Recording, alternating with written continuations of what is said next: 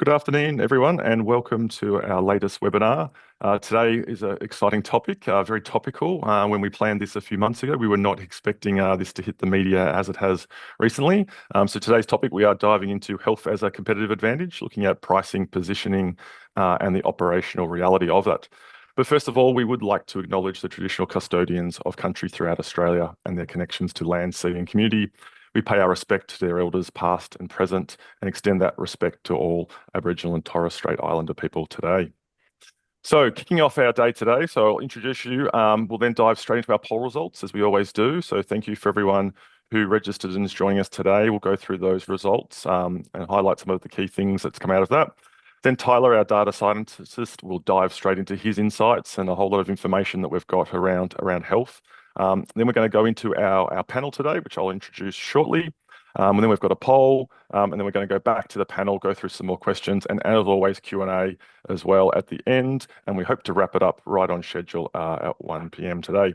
So this event does qualify for one CPD point, so please add that into your log if you are registered for that program.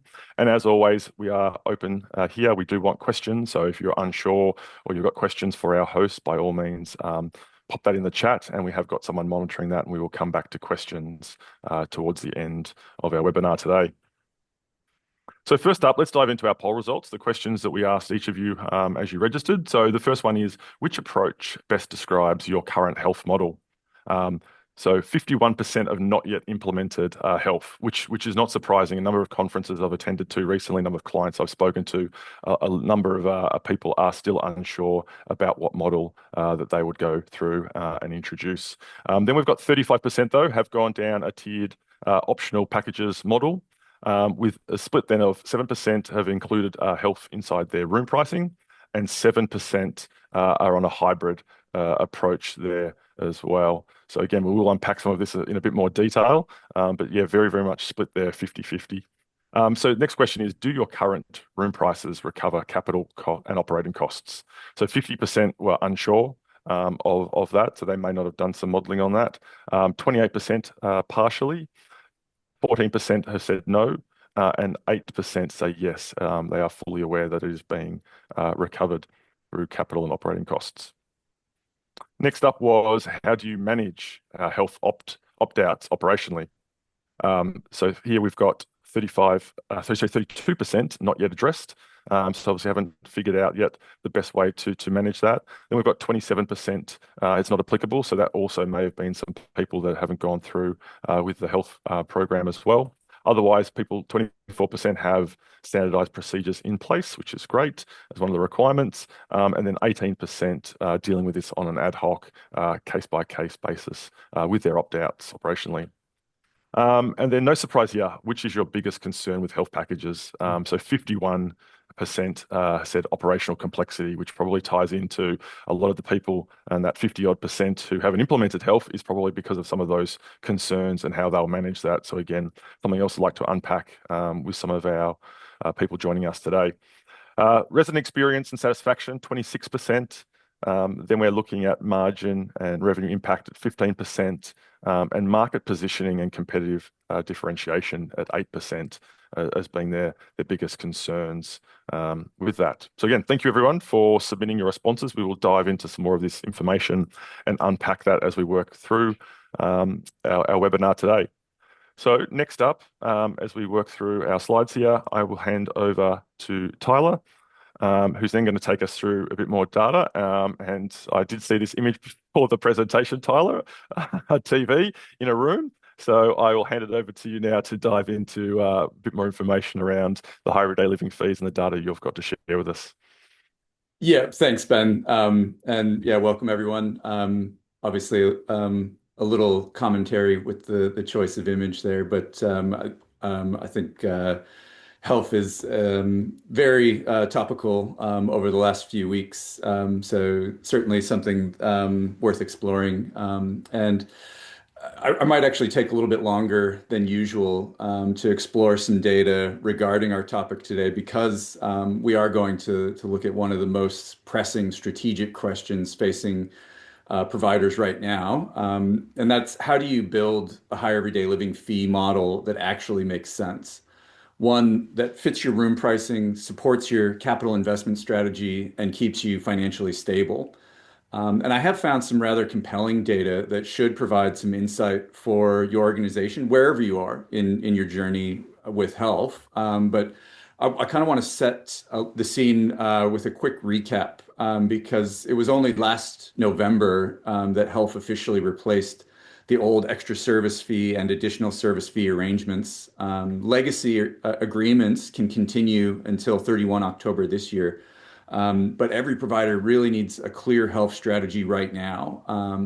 And that strategy can be not to offer health. So we saw in the poll results, there's a lot of people that don't have health services, higher everyday living services. But what that means is the strategy isn't around a health model. It's a strategy that you are offering services that are included in the room price, and those services still have to allow you to remain competitive.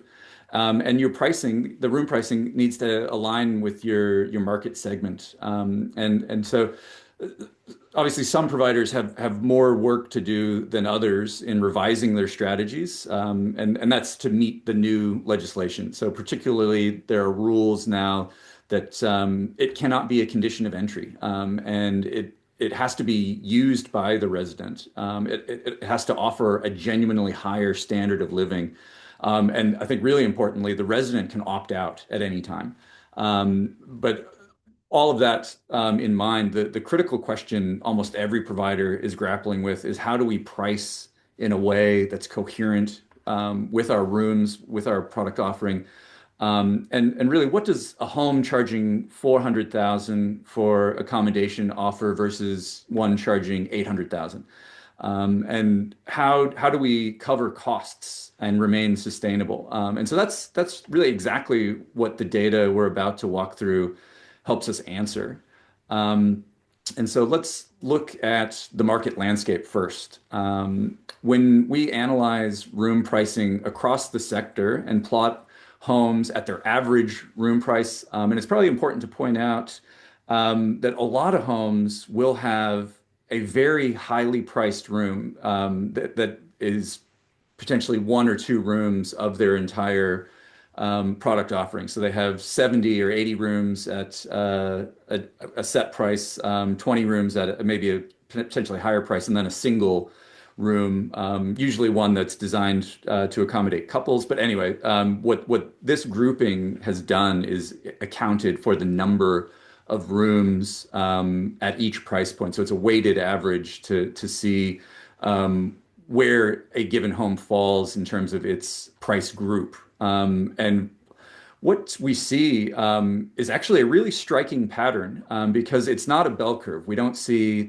more homes migrating to the center or a median average price. It's trimodal, meaning we see three distinct peaks. The first peak sits at the below 400,000. So around 16% of homes nationally fall into this group. These are really what we would call the economy segment. Many of these homes are likely older assets that need significant capital reinvestment, or potentially homes where pricing is simply misaligned with the cost of delivery. And in these cases, the homes are likely making a loss on accommodation. The second peak in the center, that clusters around the 550,000 to 599,000 range, representing about 15% of homes. And this is what we would call the value or mid-market segment. And interesting again here that there's this no man's land between 600,000 up to the 750,000. And so that 750,000 includes homes that are sitting at the maximum RAD allowable without getting higher approval. And so there is a significant portion of homes that just put all their advertised pricing at that set number. But then the third peak is above 750,000. So this would be all of those homes that have acquired that approval for a higher RAD above 750. And these are the premium providers, around 10% of homes nationally. And as I've said, they've sought out and received approval to charge above the standard rad cap. And as you'd expect, so moving over to the right, the pricing correlates strongly with geography. Metro or MM1 homes are averaging over 609,000. And when you look at just the MM1 homes, that's that chart on the left. The premium spike above 750 becomes even more pronounced. So you go up to about 15% of Metro homes in that premium space. And I think you could potentially even split out that 750 plus in a bit more granular way because there are some homes that are exceptionally high in their pricing, but the regional and remote homes cluster at those price points in really the same three segments. So we see that same structure, that trimodal structure in each of the sort of regional breakdowns.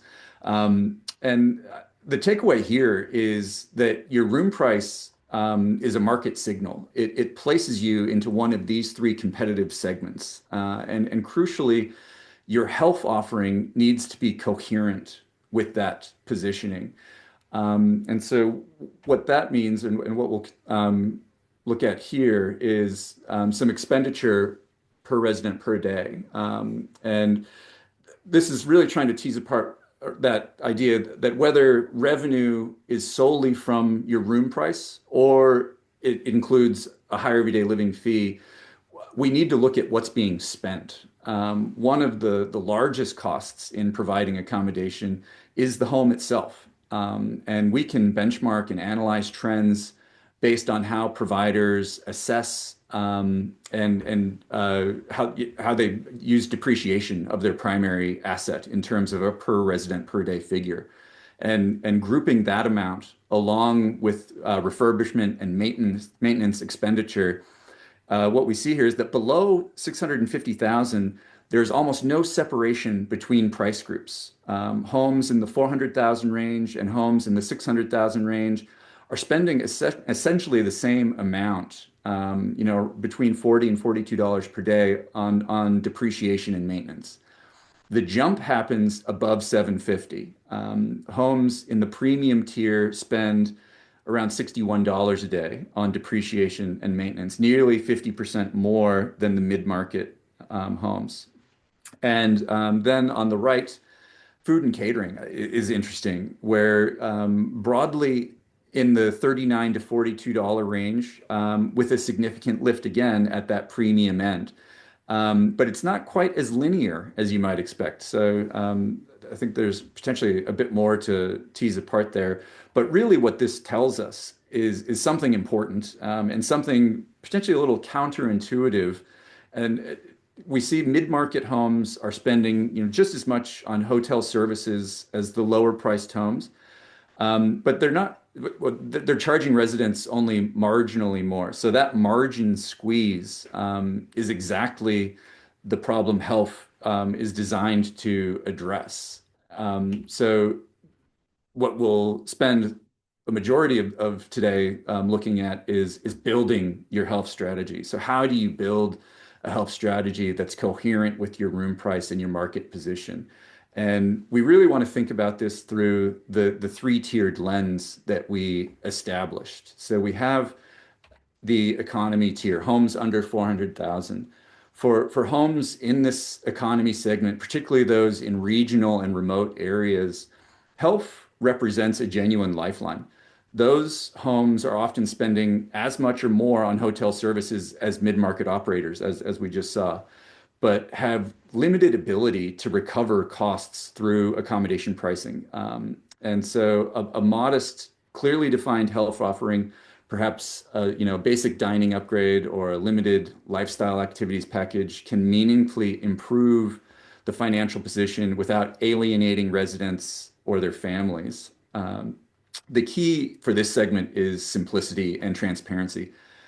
A single affordable package with a clear itemized list of what's included in the costs. Basically, don't overcomplicate it.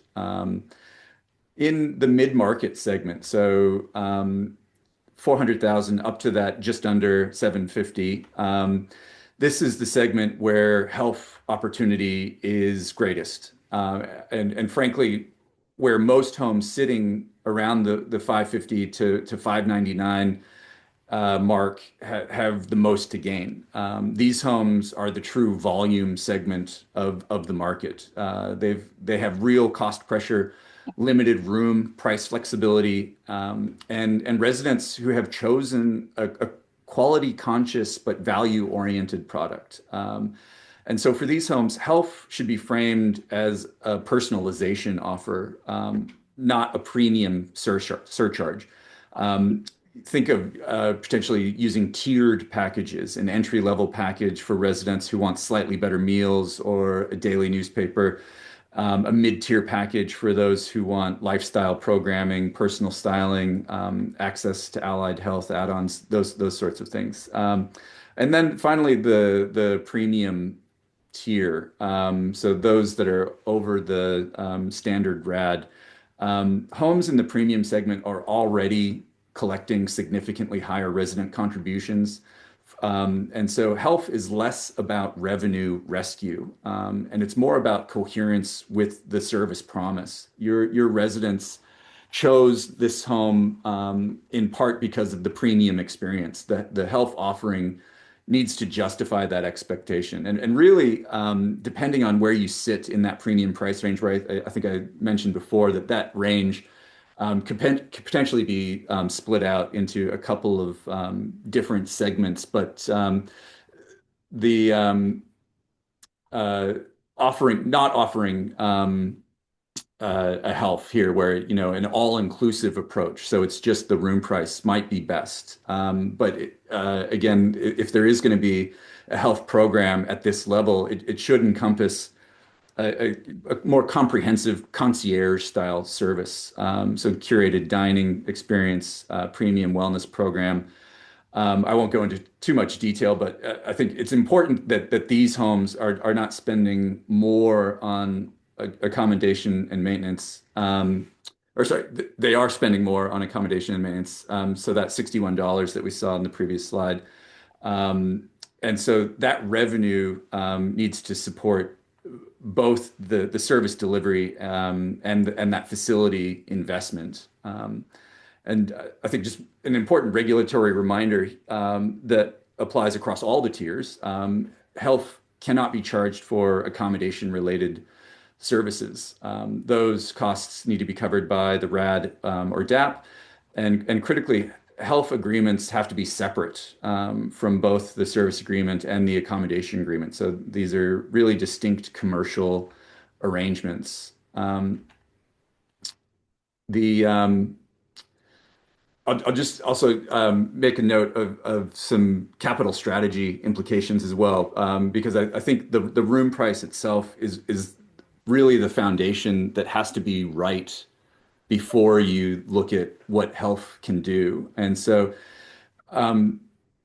because the room price and health intersect in more of a long-term strategic sense, the accommodation and maintenance expenditure data we looked at earlier, that near flat cost curve below 650 and the step up change above 750 tells us something profound and how premium homes are investing in their assets. Homes priced above 750 have made a deliberate capital investment decision. They've built or renovated to a standard that justifies a premium room price, and then structured their resident contribution model to generate revenue needed to service and maintain that investment. The problem we see at the other end of the market is sort of a doom loop where a home with a $300,000 asset that needs $10 million in capital works can't justify charging a premium room price, but it also can't generate the revenue to fund the capital works without pricing improvement. And so health in that context is a tool to fund service quality while the capital strategy is worked through, meaning it can buy time. The strategic message here is your room price should be a forward-looking statement about where your asset is going, not just a backward-looking reflection on where it's been. If you're in the middle of a capital cycle, your room price should probably start to reflect the end state, not the current build site. And the health offering should also begin to signal the service quality that residents will experience once the upgrade is complete. And so for boards and executive teams, the key question is not what can we charge right now, but what does our pricing need to be in 3 to 5 years to make our capital investment viable? And then you work backwards from that number, and that's where you can then plan your health program, and again potentially use that program as a bridge to get to that 3 to 5 year plan. And so just a few key takeaways. And the first one is really know your segment. Your room price places you in that economy, mid-market, or premium tier. Your health offering must be coherent with that positioning. Not a mismatched, premium product bolted onto an economy asset. The next is for a lot of the industry, target that 650,000 inflection point. That resident contribution data shows a clear step up change at 650. If you're pricing near that threshold, a modest room price uplift combined with structured health can materially improve your financial position. Next, move away from 40% concessional residents or supported resident ratio of 40%. So that area where we get the higher accommodation supplement. And a lot of the industry, regardless of their room pricing, are still trying to juggle in that 40 to 41% space, and that can be really painful. It can also be really costly when it dips below. So it the and I think importantly for homes that have product offerings above 650, it kind of detracts from your target market or your true market segment. You're likely, and wherever your pricing is, you're almost always likely to be better off to move that ratio much higher or much lower. And I think it's also really important to note here that there's no longer a legislated minimum for regionals supported resident ratios. So your aged care planning region does not have a minimum. That regional supported resident ratio mechanism ceased with the new act. And I don't think that was really well documented or published.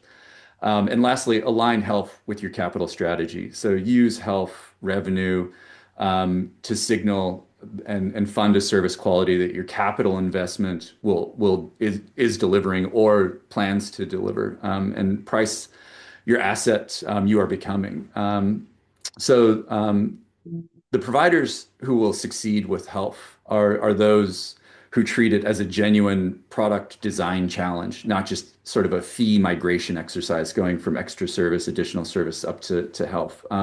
You have to think about what your residents actually value, price it honestly, deliver it consistently, and make sure it fits the story your room price is already telling about who you are in the market. And so hopefully that gives us a bit of context to pass over to the panel and hear from providers what they're doing in this space. Yeah, that was fantastic. Thanks, Tyler. And just a quick one on the room prices. You published some other data recently, so the overall prices have been moving up, haven't they? Oh, yeah, 100%. So we are seeing significant room price adjustment activity for over a year now. So it was 14 months ago that the maximum RAD without prior approval moved from 550 up to 750. And for that first year, all of last year, we saw real quarterly spikes in price adjustments. So April, July, October. But so far this year, every month, January, February, March, each month, we are seeing hundreds of homes put their highest price up to a new higher price. So that price increase is happening sector wide. Mm, yeah, interesting. So it'll be interesting to see the coming months too. So Great segue now across to those joining us on the panel. So it's going to be good to hear from some people now out there that are actually delivering these things and what are they doing and what choices have they made. So I'd like to welcome to our panel today, Graydon Spinks, Chief Operating Officer of Cape Care, Paul O'Mahony, the Chief Financial Officer for Purpose Aged Care, and Kevin McCreaton, founder of Catalyst Research, who's also going to take us through a few slides after this and a bit of more information. So I'll throw across to you, Graydon, first. To health or not to health? What has Cape Care chosen as the best model for your organisation? We've decided to go. So just a bit of background about Cape Care. We're a smaller regional aged care provider that runs two residential aged care facilities co-located with independent living. One of our sites is the original campus in Busselton. It's nearly 65 years old in parts, and we have 138 beds available in Busselton. In Dunsborough, it's a new build. It's coming into its 5th year. We have 82 beds in Dunsborough. So I guess in reviewing what we've been doing historically and looking at the demographics of the different areas, we've come up with different approaches in terms of health. So with our Dunsborough facility, it's higher end, it's a premium build, and we've decided to incorporate those additional features into the RAD pricing in the first instance. So we've decided not to health at that site, but instead looking at the tiered premium differentiation of rooms based on aspect, locality to shared spaces, outdoor areas, in the first instance, and essentially offer that all-inclusive product to our residents there. That said, whilst we've been operating for nearly 5 years, it's been a very slow ramping up or trading up period, impacted by COVID, workforce shortages. So we've only recently, I think as recent as November, had full occupancy at that site as well. So through that period, we've applied for higher accommodation funding, and at the moment we're just in the process of reapplying for that, given the changes with the 750 cap, and looking at real estate prices in this region. Just to give you an idea, in the last 6 months, the average house price has increased by $100,000 to $150,000. So things are changing significantly. In terms of Busselton, being an older site, as I said, parts of it are the original hostel. It's had some refurbishment over the year, but we've taken an opportunity there to, I guess, look at a tiered product offering, and part of that thinking has been recently we did a renovation of our memory support unit, and through that process got a good understanding of what different accommodation offerings we could offer across the campus, given the varying age of each section of the facility. And through that as well, just identified where we think we can provide health to a different socioeconomic group, with value add services as well. And great, out of interest, were you offering additional services previously? Is that a model that you had in place? No, so just a bit, yeah. We never provided additional services. So essentially, we've been providing a lot of services that would qualify for additional services or health over the years. So that in itself provided, a few challenges in terms of, well, how do you sell this new offering?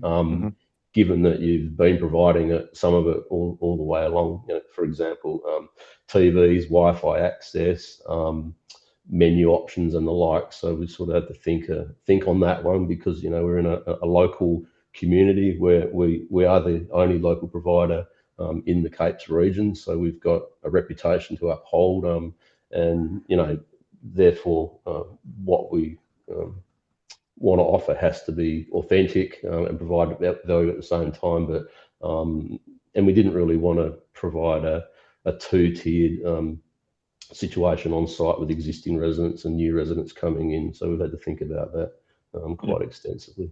And look, from our poll results, obviously operational considerations seem to be very, very high on everyone's mind about how to deliver. What was the thought process internally as well? Were you concerned about operationally how it would be delivered and how staff would know who's on different health packages and what they've taken up?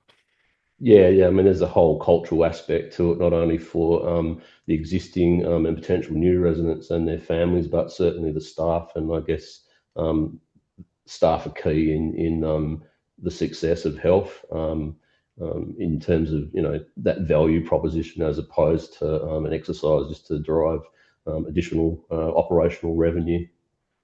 Yep, fantastic. All right, Paul, I will throw it across to you and welcome, the Chief Financial Officer for Purpose Aged Care. What have you decided to do? What's your organisation gone down with health and the number of homes that you have? Thanks, Ben. We've taken a similar approach, and we're actually staying out of the health game at the moment. Number of reasons, really. Is I think the first is probably the cultural alignment and the purpose alignment for us as a business. Neither the former Luson business or the former Signature Care business offered health, and in the new, and I suppose the new legislation, we've just decided that the investment in a resource to manage it, as well as software to track it and training to deploy to the staff, the additional incremental investment versus, I guess, the outcomes and the value misalignment or purpose misalignment wasn't worth it. Mm-hmm. That's probably the first part, in that, similar to grading, in that when it's not aligned with staff's, I suppose, values and what we're trying to do as an organisation, that was probably the one area where we felt it wasn't the right decision to make. Probably as well, the added complexity around opting out. You could do all this big investment in what you're going to deliver and what you're going to offer, but residents can choose to opt out as soon as they get into the home. Obviously, not being able to enforce it as a mandatory undertaking as well on admission is tricky. So that was probably another chief reason for us. And then the final one, and probably the most important one, really, is the fact that we would create a two-tier society within the home, where you have the haves and the have-nots, the people who are paying for it and getting it, and then how do you track that versus the people who are deciding not to, and you're giving a glass of wine to someone and someone sitting next to them, you're not. So we felt that was probably indefensible for us as an organisation. And you've probably summed up perfectly all of those operational considerations that a lot of homes are in, and balancing what they choose. So going back to some of what Tyler was covering off, did you then do a fair bit of planning around the implications of not offering it, and then looking at your room prices, and is there room to increase those room prices, and is that competitive in the different markets you've got? Look, I think we've probably we're obviously playing in half metro, half kind of regional remote, and so we need to be balanced as well with our pricing. But we have increased RAD pricing a couple of times in the last 12 to 18 months. Not as aggressively as what Tyler has mentioned on a percentage rate, but look, I mean, I think this with the changes that are coming, we've obviously seen the October indexation for ANAC last year was pretty benign. We're probably going to see something similar again this year. So we are, as an industry, going to have to expand what we're doing to generate revenue. I just don't think for us health is the right strategy. But you're right, that is diversifying into RADs and RAD pricing, and then obviously the DAP choice will give us a bit of uplift from a P&L perspective. So we are looking at additional and pushing our RAD pricing as a strategy. Very, very interesting to see what comes out of the government's accommodation review that's due results in May. So that's probably a key focus for us for our next round of budgeting, is what does come out of that, whether they'll get rid of the 40% cliff, whether they'll give us an additional accommodation supplement for new builds. So that's really our key focus. And then just aligning our cost base as best to our ANAC indexation for the next budget cycle.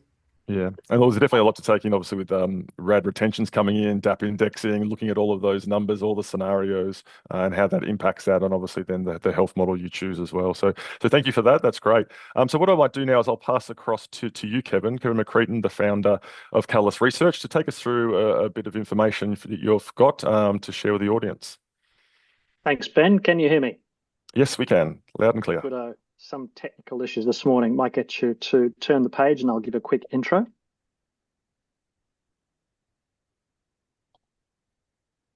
And okay.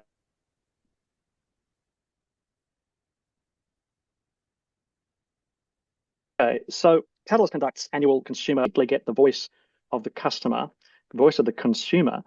And in each study, we'll look at users, which of course for support at home speaks for itself.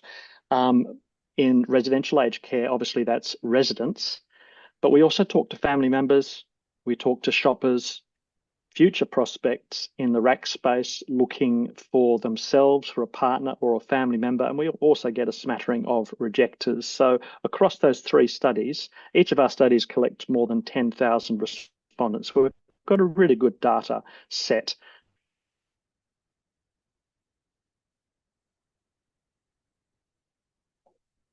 To gain insights to guide providers, where we can track data in terms of have triggers changed? Are people using different information sources? Have consumer priorities changed? How is your brand health tracking, etc.? And we add to those regular questions, topical questions on new issues. And of course, health was the big issue for the last RAC survey. So the Catalyst Report RAC Insights 2025 included a number of questions around health. What do consumers expect to get for free? So if you're building a base offer, what should you avoid charging for, and what are they willing to pay for? How much are they willing to pay, and by what method was another question. What are people's expectations in terms of learning about health vis-a-vis mum or dad moving in? And in terms of the timing of that communication, how would they like to be communicated with and when? And we did a very interesting trade-off analysis looking at different health options versus price segments. So I'll give you a bit of an insight onto that. I can't go into too much detail because of the time limitations, but we'll have a bit of a play with that. I'll get you to turn the page over.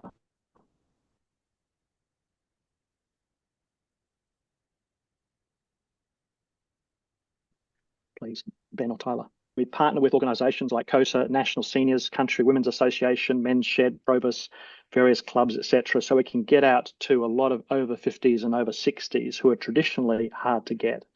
So we have the capacity, you can see in the top left-hand corner, which I didn't mean to have there, but people using the dashboard can filter by age, by sex, by region versus metro, by wealth level, etc. And that's a very good way of digging deeper into what different cohorts think. Probably of those, the most significant is financial comfort level. But you can also separate involved, who are residents and family members, from shoppers, because perspectives are certainly different as we see baby boomers coming through and will be the current and future shoppers.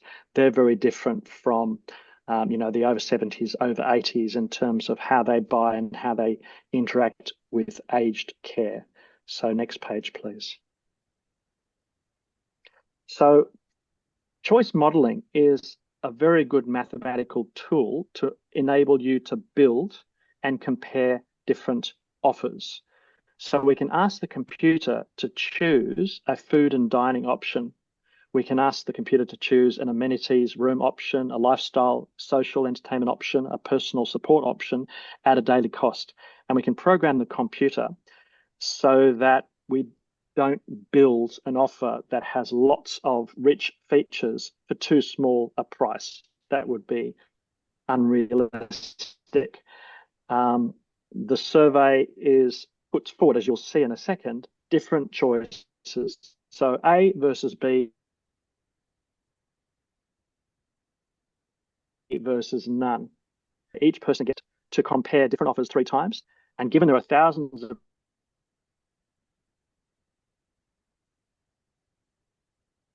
Yeah, Kevin, we've got a slight respondents, we end up with about 28,000 health package combinations. Okay, might get you to turn the page. So the way that appears for respondents is that they're asked to compare and choose between option A and option B. So in the first instance, There's a $40 package, which includes a larger TV, social visits from volunteers, versus a $35 package, which includes things such as more frequent hair and beauty, grooming services, special dietary options, etc., or none. And a little insight, across all of the combinations that respondents were asked, 40% of people said none. So 60% of people were willing to consider a package. If you could flick through the next couple of downstrokes, please, Tyler, to demonstrate to people that you get 3 options. So there's a $45 option versus a $50 option, or none. And the next one will show you, again, different options. So the computer has built various packages at various price points. We've got effectively almost 30,000 different combinations tested at different price points. And we can understand how many people will have a go at considering and express a preference for one or more of those versus none, which in totality was 40% said, no, don't want to go there. So next page, please. So all this data drives a simulator. And at this early page, all the options 1, 2, and 3, all have the same settings. So that gives a consistent preference share of 33.3% because you're comparing apples with apples with apples. But you can change up any of these food and dining, amenity options, lifestyle options, personal support options, etc., to see what effect that would have on preference share. And this methodology can be used to build a standard, very cheap offer, a silver offer, or a gold offer. And as an example, we've changed up gym and fitness and yoga wellness programs for premium outings and excursions. And we've changed up event catering for meals for family and friends for more frequent hair and beauty and grooming services. We've kept the price the same, and that's led to a small uplift in preference. So it's a great tool for moving things around, seeing what catches, and you can also filter. So you can look at low wealth respondents versus higher wealth respondents. You can look at current involved versus shoppers and see the difference in preference. So that's a pretty cool tool. All right, I might go to my final slide and just talk to the takeouts, and my symbol in the top right-hand corner has my contact details if anyone's interested. So I think the first step is for organizations to research their stakeholders, to assess appetite for health and their expectations, because each site has its own idiosyncrasies, as Tyler said before, in terms of the asset you're presenting, the image, the segment you're dealing with, and who you want to attract and keep and capture. My recommendation is, if you're moving down the health path, and obviously Graydon is not, and Paul is not at this point, I would suggest you develop 2 or 3 levels, a standard level, a silver, and a gold level, and test that on a limited group after you've already taken that temperature check via that initial research. Next point, please.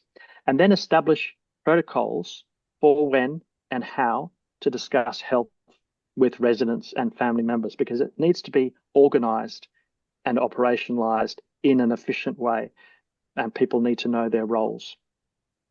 And then I think probably the most important point is communication to manage expectation for both adoptees and family members and non-adoptees, so that every communication is a positive about the opportunity for choice, the opportunity for extras, for comfort, etc., a better lifestyle, versus what you'd be telling non-adoptees in terms of our standard offer is still meets your needs without compromising on the standard of care we're offering.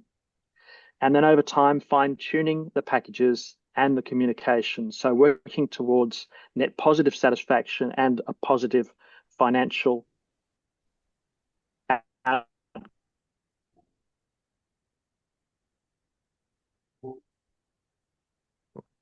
And I recommend that your team members meet ongoing opportunities to accentuate the positives. So I've gone right on time. I think I'll hand the speaking stick back to Ben. That was perfect, Kevin. I've got a couple of questions for you. So that's really interesting, that research, and I guess that approach to really understand who is buying from you and who is interested in what. Is there anything that stood out to you? Is there anything that really jumped out at you when you start going through and diving into the data and going, well, what people are choosing or not choosing that surprises you? Look, it differs by involved versus shoppers. So people who are already in the homes tended to go for comfort factors in terms of what will make my life more comfortable now versus shoppers. The boomers are a bit more aspirational in terms of what dad or mum might like in terms of, barista coffee, etc., sort of treats. Whereas dad sitting in the home might be very happy with international roast and instant coffee. So that was just a broad point of differentiation: the comfort and basics sought by those in the homes already versus the aspirational thoughts of shoppers. And in your time of obviously doing these and the research, how I'm assuming it's changed a lot, and I can only imagine that the generation coming through into aged care, the expectations of what you get is going to just go a lot higher than what it is now. Absolutely. I mean, I'm not quite a boomer myself. I'm just on the cusp at 61. I'm the oldest of the Gen Xers, but people like us have grown up with so much choice. You used to be able to have 2 soft drinks on the shelves. Now there are 20. So choice has exploded. Convenience has exploded. Yeah, we expect a lot. I had in one of my presentations, I want it all and I want it now. So, a lot of Gen Xers and boomers are used to choice and have very high expectations.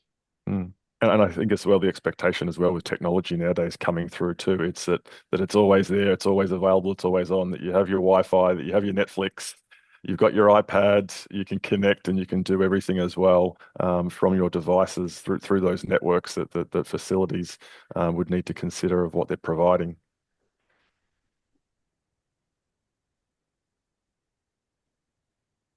Very different from what my dad grew up with, for sure.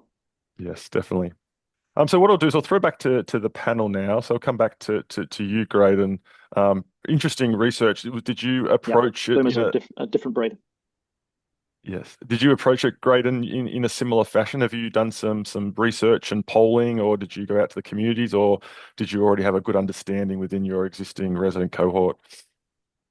We didn't research it to the degree that Kevin has, obviously, and I guess really just tried to be attuned to the different resident cohorts and families that we have across the 2 locations. That said, I think it's still evolving, as many other providers would be as well. So it's good to hear Kevin's insights in relation to what people are looking for and the different groups are looking. The residents versus the residents' family members. So it's all great information to consider moving forward. And do you, Graydon, have any concerns around how to manage the opt-outs or the people, or do you think the way you've got packages available that they'll be something that people would take on, and it's not going to be a need to sort of say they no longer want those health items? It's an interesting one. I guess time will tell. But I guess as providers, we need to be in tune with what our residents and customers are looking for. So we need to be looking for continual feedback and engage well with our cohort, just to make sure that what we are offering is something that people are looking for, and just to adjust things as need be moving forward. Yep. And Paul, I know you've decided obviously to operationally go down a path without health. Do you think your organisation would consider things differently or make choices if the government make changes to the way health is structured? Or is it the two-tiered system? Is that really, do you think that's not going to be able to overcome by offering these types of packages? Look, I mean, I never say never. And I also think we probably have to keep a close eye on the next couple of rounds of funding indexations and what comes out of in the May budget. They're probably the key milestones for us for the next kind of short-term horizon, 6 to 12 months. What happens in May, and then what happens in October, because our cost base is going to continue to rise with EBAs and CPI indexation, and then the last of the Fair Work pay rises coming in August for the nurses. So I think we just have to see what comes out of May, and ultimately, I'm hearing a lot of talk about Zrill coming into from a funding perspective for new developments. I know that's not talking about health, but that's probably an area of focus for us as we kind of grow the new development space. Looking at maximizing occupancy where we can. So we're kind of still skirting around the edges on health, but I mean, never say never, I think. Yeah. Okay. Fantastic. All right. We'll keep moving through, Tyler. I think we are going to now go to Q&A. So we've got Chris with us today. Chris, what has the chat been like today? Are there any specific questions for any of our panelists or for Tyler? Just to start off, thanks everyone for pushing through if you had any sound issues at the start, and thanks to those in the chat that provided some tech support as well while that was ongoing. So that was great. But we did have one question from Carolyn, so potentially for Graydon or the panelists as well. Do you have any insight as to how providers are interpreting the recent government guidance on grandfathering existing services? So noting, I believe we've got up until the end of October this year to have that conversation with residents before that are currently on existing extra services. We didn't have extra services or additional services in place, so it's not something that we need to be concerned about at this point in time, Chris. Nothing from me. No, perfect. I think, yeah, there is work to do, more work for providers that had existing additional services programs that were potentially linked to the room. So basically a condition of entry or a mandatory fee. And that's probably the biggest shift. So updating the language in those agreements. And if it was additional services language that was in the accommodation agreement, that now has to be a totally separate agreement. And so having your standalone accommodation and service agreement, and then higher everyday living being completely separate from that. And then, of course, some of the language that you use in that higher everyday living.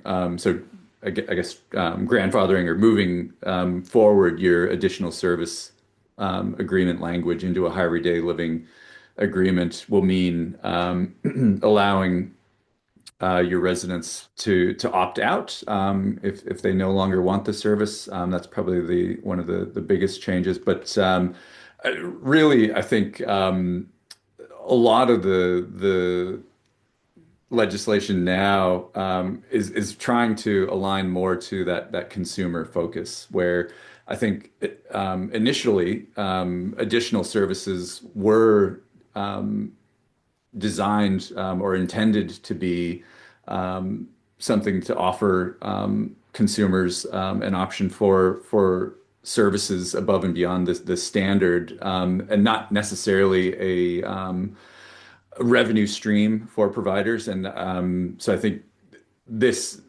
shift to higher everyday living is just sort of reinforcing that idea of why we have higher everyday living options as more of a competitive advantage, more of a consumer focus, and less about deriving revenue out of it in an additional fee.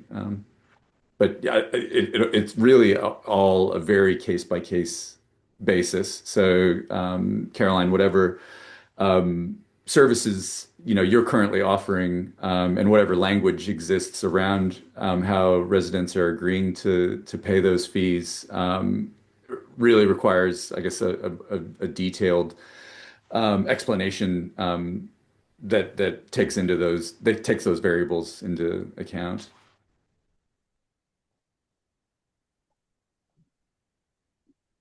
Was there any other questions, Chris?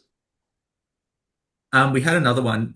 This might be quite specific. Would anyone want to share the practice on how to handle visitor meal orders, and whether there is any facility not to offer the service for visitors? Might be a little bit out of scope for health, but if anyone wanted to had any insight on that, Graydon or Paul. Look, I mean, we offer visitor meals, and charge appropriately as required. They either pay by EFT at the front desk, or it gets billed to the resident's account. So that's a standard option if we wanted to let the resident's family eat with the resident for the day. We have the same practices in place as Paul's mentioned. I think it's pretty standard across the sector. Yeah, I pay at the cafe when I go to visit Dad. Perfect. We had another one. So this one, Tyler, comms, adoptee and no adoptee. What will be your suggestion with comms tools? Yeah, so this is a really tricky area, and I think Paul mentioned that this is really one of the primary reasons that they decided not to offer a health package, and Graydon as well noted this as a hurdle. And I think, again, you can take this question or this hurdle and apply it all the way back to your initial room price, where you really have to have business development and sales and even your frontline staff with the appropriate soft skills to one. So again, when you're offering a tour, so even pre-admission, being able to articulate the value of a room and the price point that it's at, and then within a health package, that's the same thing. You need to have those soft skills, and there is a very real need for every home to have that business development persona that has that sort of customer oriented soft skill around how that communication happens.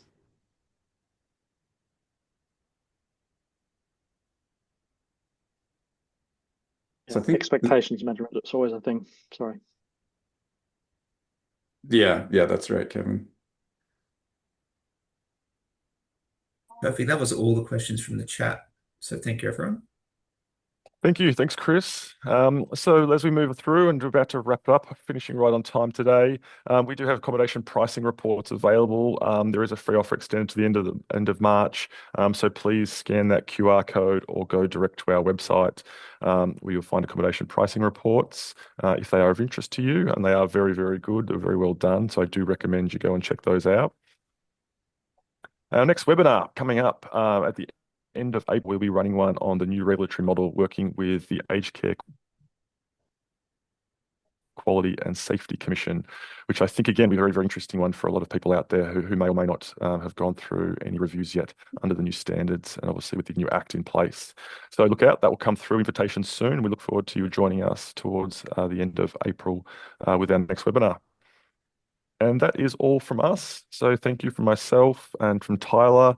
And I also forgot to shout out the marketing team. I hope you all like our new brand identity of Mirus Australia. This has now been applied all through our different channels. So we really hope you like that. And we hope you enjoyed our webinar today and enjoy your afternoons. Thank you for joining us. Thank you. Thanks. Bye-bye. Thank you.